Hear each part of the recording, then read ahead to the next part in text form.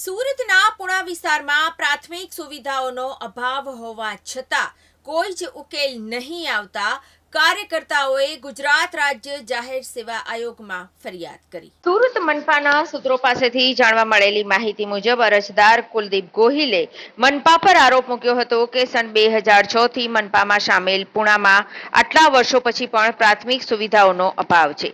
શાંતિકુંજ, સુલભ શૌચાલય અને વાંચનાલય સહિતની સુવિધાઓનો અભાવ છે। તે ઉપરાંત ટીપી રસ્તાઓ પણ ધારાધોરણ મુજબ નથી। આ તમામ બાબતે સ્થાનિક કોર્પોરેટરથી લઈ મનપાના સ્થાનિક કોર્પોરેટરોને વારંવાર રજૂઆત કરવામાં આવી હતી, પરંતુ મનપા તંત્રના ઉદાસીન વલણને લીધે સમસ્યાઓ આજ સુધી યથાવત રહી છે। વધુમાં ગોહિલે જણાવ્યું કે પુણા ગામ ટીપી 20 પ્રિલિમ થઈ ગયા બાદ પણ પાર્કિંગ માટે ફાળવેલા પ્લોટો પર ખાણીપીણીની લારીઓ, પાનના ગલ્લા, ફૂડ પ્લાઝા શરૂ થઈ ગઈ છે, જે મોડી રાત સુધી ચાલુ રહે છે। અહીં લોકો ગમે તેમ વાહનો પાર્ક કરે છે, તેથી આસપાસના લોકો પરેશાન થઈ ગયા છે। જે રસ્તા ટીપીમાં 12 મીટરના બતાવવામાં આવે છે તે 10 મીટરના થઈ ગયા છે।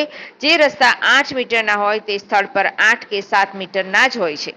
ટીપી પ્લાનિંગ એક્ટ મુજબ ટીપી સ્કીમ ડિઝાઇન કરવામાં આવતી નથી। આ તમામ આરોપ સાથે કુલદીપ ગોહિલ દ્વારા ગત તારીખ 21 માર્ચના રોજ ગુજરાત રાજ્ય જાહેર સેવા આયોગમાં પિટિશન દાખલ કરવામાં આવી હતી, જેને ધ્યાનમાં રાખીને આયોગ દ્વારા મનપા કમિશનરને સમન્સ પાઠવવામાં આવ્યું છે, જેમાં 26 જૂનના રોજ 1 વાગે પ્રત્યક્ષ અથવા વિડીયો કોન્ફરન્સ દ્વારા આયોગના કોર્ટ સમક્ષ હાજર રહેવા જણાવ્યું છે।